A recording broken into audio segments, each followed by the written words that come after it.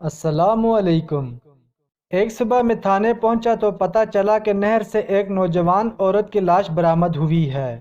ایک کسان اپنے کھیتوں میں پانی لگا رہا تھا تو اس نے نہر میں بہتی ہوئی عورت کی لاش دیکھی۔ وہ لاش کو چارپائی پر رکھ کر اپنے گھر لے آیا اور پولیس اسٹیشن فون کیا۔ میں نے چند آدمیوں کو ساتھ لیا اور فوراً موقع پر پہنچ گیا۔ وہاں رات کی ڈیوٹی والے ASI ضابطے کی کارروائی میں مصروف تھا۔ لاش چادر سے ڈھکی ہوئی ایک طرف پڑی تھی۔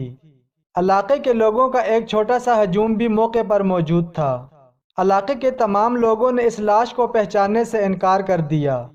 وہ بہار کا موسم تھا اور نہر سست روی سے بہہ رہی تھی۔ ASI نے میرے استفسار پر بتایا کہ وہ خودکشی کا کیس معلوم ہوتا ہے۔ میں نے پوچھا متوفیہ کے ورثاء کا کچھ پتہ چلا؟ عورت دوسرے علاقے کی معلوم ہوتی ہے، اس نے جواب دیا۔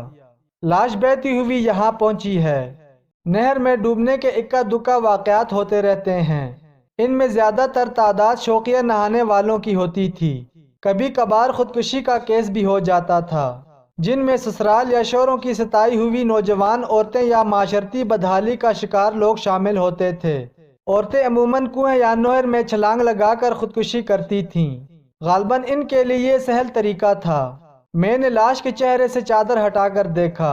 وہ گول چہرے والی خوبصورت عورت تھی۔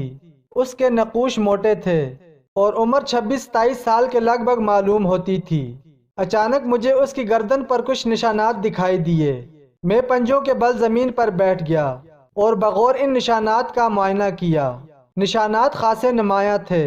معلوم یہ ہوتا تھا کہ کسی کپڑے سے اس کا گلا گونٹھا گیا تھا، گویا وہ خودکشی کا نہیں قتل کا کیس تھا۔ لاش کا چہرہ دیکھنے کے لیے کافی لوگ میرے ارد گرد اکٹھے ہو گئے تھے۔ میں نے ان سے پوچھا کہ کیا کوئی شخص اس عورت کو پہچانتا ہے؟ لوگ ایک دوسرے کی طرف دیکھنے لگے۔ ان میں سے کوئی بھی اسے نہیں پہچانتا تھا۔ عورت کے کانوں میں سونے کی بالیاں اور ہاتھوں میں کانچ کی چوڑیاں تھیں۔ اس کا یہ مطلب تھا کہ کسی نے اسے لوٹنے کے لیے قتل نہیں کیا تھا۔ میں نے چادر مزید ہٹائی تو مجھے کالے رنگ کا ایک دوپٹہ بھی دکھائی دیا، جو ویسے ہی لاش کے اوپر رکھا تھا۔ میرے دل میں سوال پیدا ہوا کہ اگر لاش دور سے بہتی ہوئی آئی تھی تو دوپٹہ جسم سے الگ کیوں نہیں ہو گیا تھا؟ میں نے ASI سے پوچھا، لاش کس نے دریافت کی تھی؟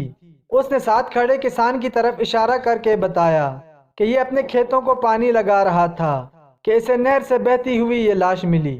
لاش کو یہ لوگ گھر لے آئے اور پولیس اسٹیشن فون کیا۔ ASI کی ہدایت پر عورت کی تصویر بنائی گئی اور 210 کلومیٹر لمبی نہر کے ارد گرد کے تمام مقامی علاقوں میں لاش کی شناخت کرنے کے لیے تصویریں بھجوائی گئیں، مگر کسی نے بھی اسے نہ پہچانا۔ بلکہ لوگ تو یہ بھی کہہ رہے تھے کہ تصویر کے مطابق یہ عورت مقامی عورت نہیں، بلکہ کسی دور دراز علاقے سے تعلق رکھتی ہے۔ ASI نے حکم دیا کہ کافی کوششوں کے باوجود اس عورت کی شناخت ممکن نہیں، لہٰذا اسے لاوارث سمجھ کر قبرستان میں دفنا دیا جائے۔ مقامی قبرستان میں اس عورت کے لیے ایک قبر کھودی جا رہی تھی۔ عورت کے کفن کا بندوبست کیا گیا کہ اچانک کسان کی گونگی بیٹی کی نظر عورت کے پاؤں پر پڑی۔ وہ کچھ بول نہیں سکتی تھی مگر اشاروں سے یہی کہہ رہی تھی کہ فی الحال اسے مت دفناؤ۔ وہ شہر کے کالج میں پڑھتی تھی، گو کہ بول نہیں سکتی تھی مگر بہت عقل مند اور پڑھی لکھی لڑکی تھی۔ ASI نے ایک کاغذ کا ٹکڑا اور قلم لا کر لڑکی کو دیا، کیونکہ وہ کچھ لکھ کر بتانا چاہتی تھی۔ لڑکی نے لکھنا شروع کیا کہ کالج کی طرف ہماری کلاس کی ایک ٹرپ دور دراز کے پہاڑی علاقوں میں گئی تھی۔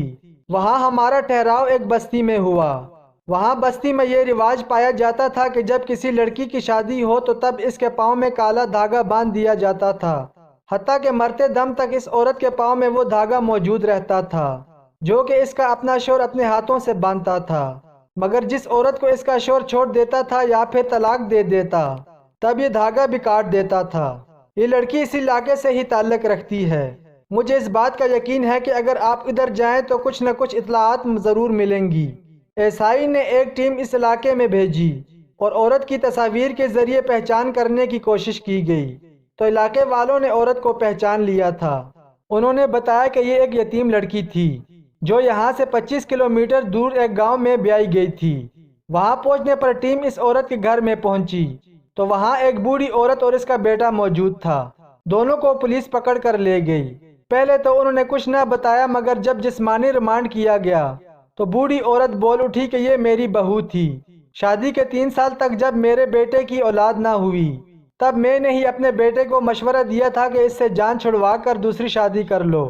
میرا بیٹا اس سے کچھ زیادہ ہی تنگ تھا، اس نے بیوی کا گلا دبا کر مار دیا اور پھر رات کی تاریکی میں یہاں سے دور کسی نہر میں پھینک دیا۔